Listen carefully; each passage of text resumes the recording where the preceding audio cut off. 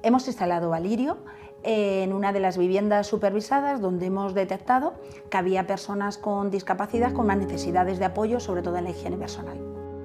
Pues la verdad que antes de utilizar Valirio encontraba cierta pereza a la hora de la acción general, ¿no? Pues me costaba cierta dificultad a la hora de secarme las piernas, sobre todo los pies, básicamente la barriga también, porque tenía cierta dificultad para la hora de agacharme. Valirio ha contribuido de una forma súper positiva porque para nosotros la autonomía personal de las personas que cuidamos es fundamental. Se van haciendo mayores y queremos fomentar la autonomía personal. Y supone un gran avance sobre todo para personas mayores, para personas con obesidad, para personas con dificultad para agacharse, con dificultad de movimientos.